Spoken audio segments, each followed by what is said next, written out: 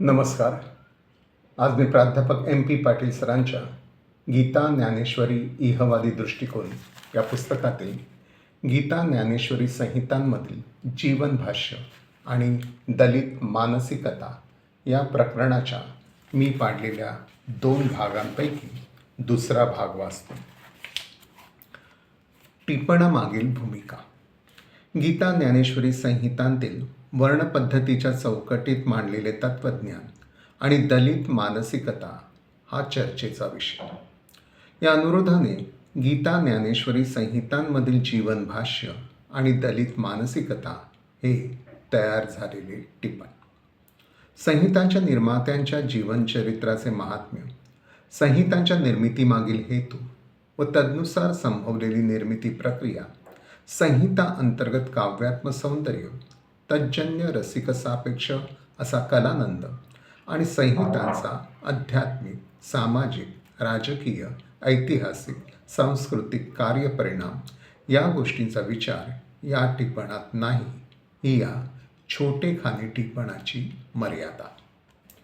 गीता ज्ञानेश्वरी या 2 संहिता समोर ठेवून त्या संहितांचा वरील प्रश्नाच्या संदर्भात जे विचाररूप आहे ते न्याहाळण्याचा व त्या विचाररूपात काय दिसते ते शोधण्याचा व तद अनुषंगाने यथोचित प्रतिक्रिया देण्याचा एक नम्र संक्षिप्त प्रयत्न हे या टिपणाचे रूप. हे मर्यादित विचाररूप न्याहाळताना आज उपयोजित समीक्षेच्या प्रांतात जसे केले जाते तसे काहीसे मर्यादित स्वरूपात करण्याचा हा प्रयत्न. एखाद्या ज्ञानशाखेतील मर्मदृष्टी वापरून एक मर्यादित मानदंड किंवा मर्यादित भूमिका घेऊन जसे पाहिले जाते तसेच या टिपणात एका दर्शनातील मर्मदृष्टीचा स्वीकार करण्यात आला आहे. या टिपणातील या भूमिकेला आधार आहे जडवादी दर्शनाचा. म्हणून टिपणातील विचार प्रतिक्रिया त्या जडवादी मर्मदृष्टीच्या अंगाने जाणाऱ्या, ज्ञानेश्वरी संहितेतून संस्कारित झालेली आत्मौपम्य ही त्यामागील भाववृत्ती आणि भावसाधना.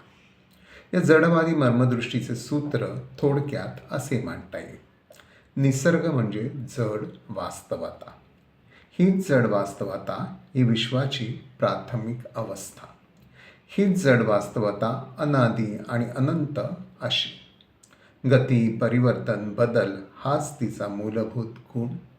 रंग, रूप, आकार, वजन, तापमान, आकर्षण, प्रत्याकर्षण हे तिचे आणखी गुण.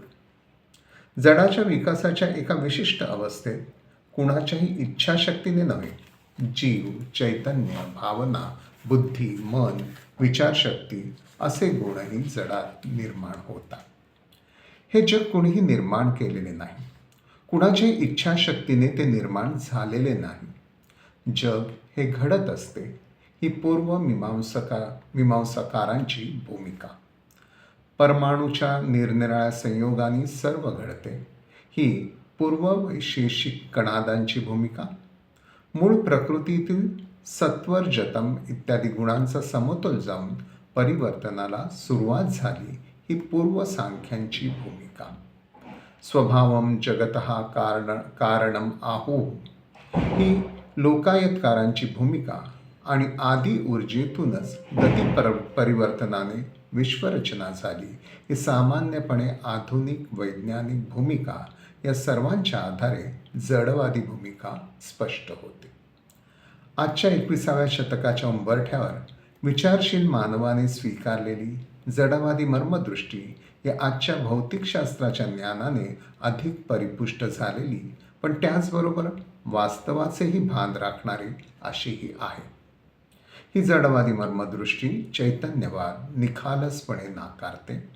विश्वनिर्माता आणि विश्वनियंत्रक असा निर्गुण निराकार चैतन्यमय ब्रह्म परब्रह्म ही संकल्पना ती नाकारते आणि तदनुरूप येणाऱ्या आत्मा, मोक्ष, पुनर्जन्म, पूर्वजन्म संचित या कल्पना ती नाकारते, धिक्कारते. स्वर्ग, नरक, पूर्वसंचित आधारित कर्मफलभोग अर्थातच ती रद्दबादल ठरवते. पण ही जडवादी मर्मदृष्टी मूळ आदिऊर्जा ओरिजिनल एनर्जी मानते. केवळ जड अशी ती चैतन्यवाद्यांच्या निर्गुण निराकार चैतन्यमय चित शक्तीपेक्षा मूलभूत वेगळी. ती पंचमहाभूतांना मानते. त्या आदी ऊर्जेतून गती परिवर्तन सूत्रानुसार होणारी विश्वनिर्मिती, वाढ, विलय असे जन्म विकास मृत्यूचे सतत चालू असलेले ऋतुचक्र ती मानते. आदी ऊर्जेतून जन्म घ्यावयाचा, आदी ऊर्जेतील ऊर्जा अंशाचे चैतन्य सामर्थ्य जगण्याच्या कालाचे सामर्थ्य असेपर्यंत, टिकेपर्यंत राहावयाचे, जगावयाचे, ते संपताच मृत्यूत विलय व्हावयाचे, मूळ आदी ऊर्जेत विलीन व्हावयाचे आणि मग परत वेगळ्या रूपात, वेगळ्या आकारात प्रकट व्हावयाचे, जन्म घ्यावयाचा असे वेगळे जडवादी पुनर्जन्मचक्र ती मानते, ज्याचा पुनर्जन्म कर्मसंचिताशी काहीही संबंध नसतो. ही आजची जडवादी मर्मदृष्टी वास्तव विश्वात दिसणारी अनुभव आधारित विषमताही अपरिहार्यपणे मानते. पण त्याचबरोबर मार्क्स प्रणित point is to change it हे मानवी सामर्थ्यही ती ओळखते आणि तेच मानवी संस्कृतीचे पशु पक्षी संस्कृतीपेक्षा वेगळे आणि श्रेष्ठ मूल्य ती मानते. कारण मानवी व्यक्तिमत्वात जन्म घेताना त्या आदी ऊर्जेतील काही स्वायत्त तेजकण पोटेन्शियालिटी येतात असेही ही जडवादी मर्मदृष्टी मानते. स्वायत्त तेजकणांची प्रत वेगवेगळ्या व्यक्तिमत्वात वेगवेगळ्या स्वरूपाची असते. काही व्यक्तिमत्वात हे स्वायत्त तेजकण अत्यंत प्रखर, तेजस्वी, तर काही व्यक्तिमत्वांमध्ये ते अत्यंत निस्तेज असेही असतात. अशी ही विषमता जन्मजात असली तरी ती वंश जन्मानुसार, वर्ण जन्मानुसार, जाती जन्मानुसार कित्येकदा नसतेच.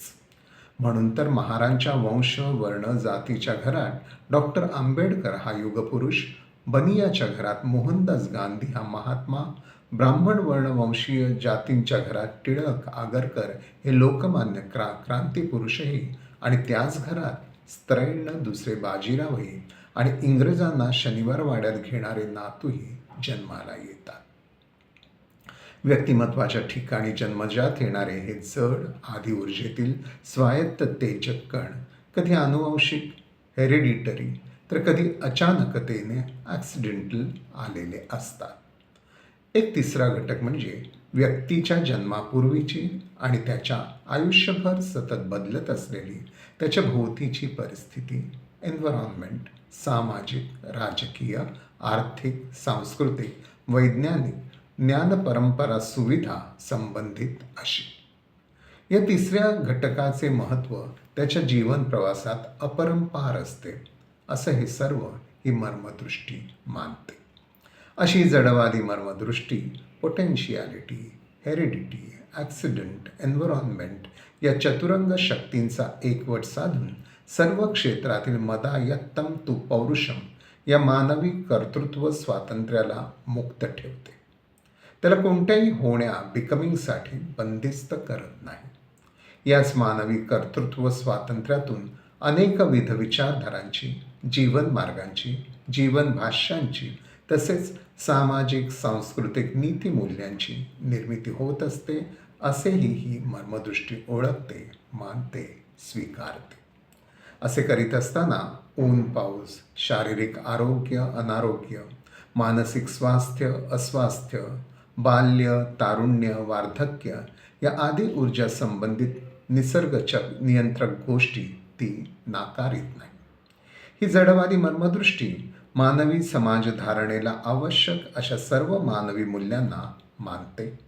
एवढेच नव्हे तर या नैतिक मानवी मूल्यांवर ती अधिष्ठित असते.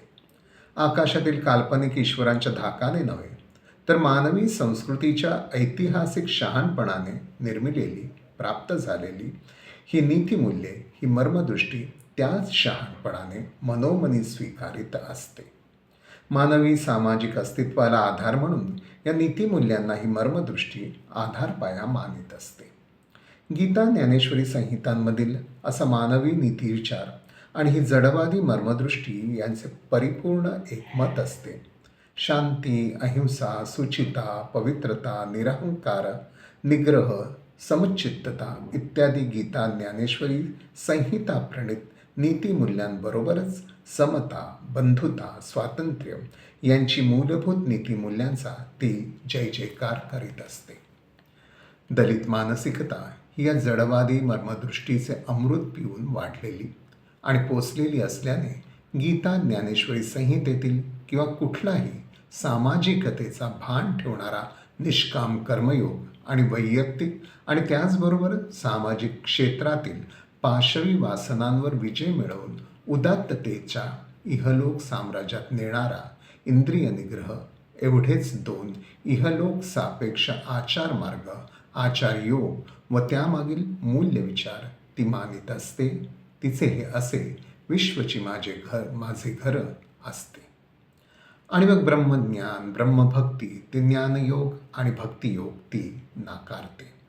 त्यामागील ब्रह्म, परब्रह्म, आत्मा, अद्वैत, मोक्ष, पुनर्जन्म, पूर्वजन्म संचित, स्वर्ग, नरक, भगवंत प्रणित चातुर्वर्ण्य अधिष्ठित धर्मसंस्थापना आणि त्याचा तत्प्रित्यर्थ अवतार या सर्व कल्पनांना नाकारीत त्यांचा ती धिक्कार करते आणि त्यावर आधारलेल्या इहलोकीच्या वर्णाश्रम कर्मधर्माला ती ठोकरून लावते आणि वेदोक्त पुरुष सुक्ता सहित त्या सर्वांचा ती येळकोट इस्कोट करते.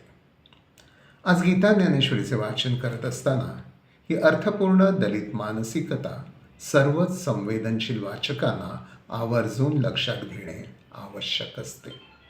हे लक्षात घेतल्यावर गीता ज्ञानेश्वरी यांसारख्या ग्रंथांचा आस्वाद घेणे सर्वसामान्य रसिक वाचकांना कितीसे शक्य आहे याबाबत समन्वयपूर्ण समारोप असा करता येईल.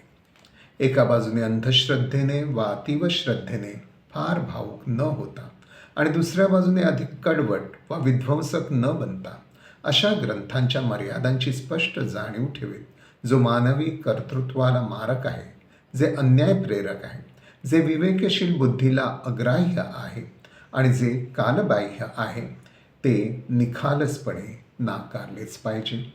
पण त्याचबरोबर या ग्रंथातील मर्यादित का होईना पण आध्यात्मिक क्षेत्रातील समता कार्याला, जे समता कार्य ऐहिक समता कार्यालाही प्रेरणा देण्याची शक्यता असते, योग्य ते श्रेय देत तीमधील नैतिक मूल्यांचे ऐहिक पातळीवरील संबंध जोडीत त्यांचे स्वागत करीत तीमधील काव्य सौंदर्याचा रसास्वाद घेणे हे स्वीकारार्ह ठरायलाच हवे. कुठल्याही वैचारिक ग्रंथाचे वा साहित्य कलाकृतीचे त्यामागील गुणदोषांसहितचे विश्लेषण आपण स्वीकारत असतो. तोच दृष्टिकोन गीता ज्ञानेश्वरीसारख्या ग्रंथाबाबत स्वीकारणे योग्य ठरावे. इकडे हा दुसरा भाग थांबवतो. धन्यवाद.